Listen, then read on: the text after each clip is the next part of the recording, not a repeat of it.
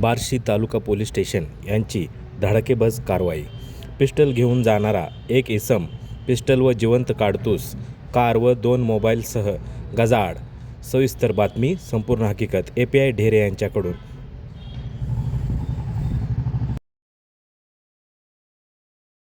नमस्ते, मी सहाय्यक पोलीस निरीक्षक दिलीप ढेरे, बार्शी तालुका police station. काल आम्ही रात्री पेट्रोलिंगमध्ये असताना साधारणतः 11:30च्या आसपास आम्हाला गोपनीय बातमीदारामार्फत माहिती मिळाली की 2 इसम एका पांढऱ्या रंगाच्या वर्ना कारमधून पिस्टल जवळ बाळगून आहेत. त्या अनुषंगाने त्या गाडीचा शोध घेत असताना ती गाडी आम्हाला डॉक्टर मांजरे हॉस्पिटल या ठिकाणी जोरात ओव्हरटेक करून गेली.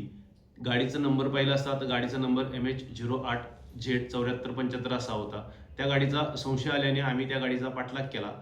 गाडी साधारणतः MI मंदिर या ठिकाणी गाडीला आडवी लावून गाडी थांबवली असता त्या गाडीमधून एक इसम पळून गेला आणि दुसऱ्या इसमास स्टाफसह पकडले असता त्याचे नाव विचारले. त्याने त्याचे नाव अभिजित जाधव परांडा असे असल्याचे सांगितले. त्या इसमास ताब्यात घेऊन त्याच्याकडं चौकशी केली असता पळून गेलेल्या इसमाचे नाव त्याने धीरज कांतीलाल पवार असल्याचे सांगितले. गाडीमध्ये सर्चिंग केले असता गाडीच्या ड्रायव्हर सीटच्या बाजूला असलेल्या डॅशबोर्डच्या कव्हरमध्ये एक आम्हाला पिस्टल 3 राऊंडसह आढळून आले.